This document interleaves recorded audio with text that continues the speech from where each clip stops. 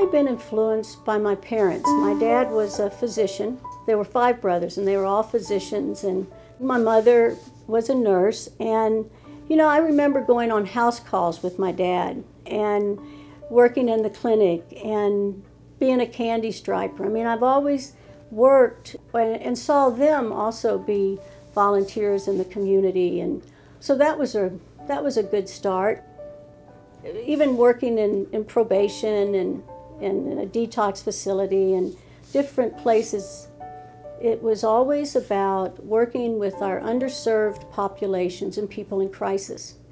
Now, I wasn't so much good at it, but I was comfortable with it. They said I was good at it, but I don't know for sure.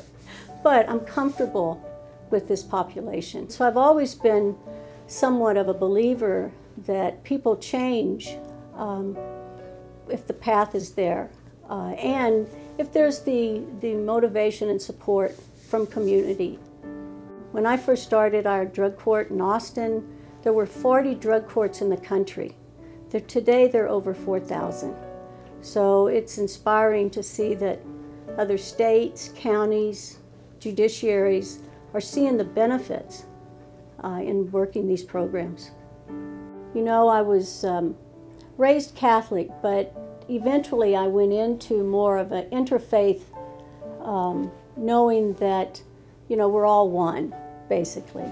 But in all of that is to provide that connection with people, no matter who they are, you know, what's involved, that there is this acknowledgement as that we are, you know, that we are humans, that we are helpful to each other, and I guess that just kind of runs through my veins.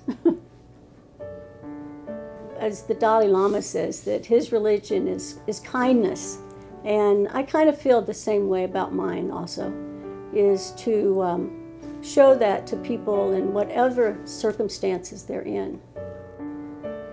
I think what was important was that doing something that I enjoyed, that I liked doing, and again working with underserved populations, but also people that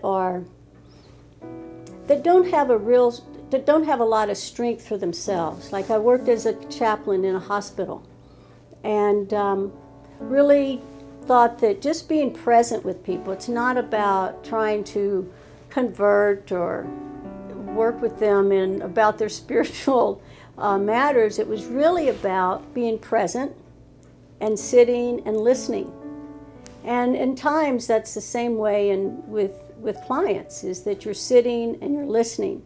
And so it's just a quality that I guess I hold on to, that it's important to be the listener, to be present in whatever we're doing.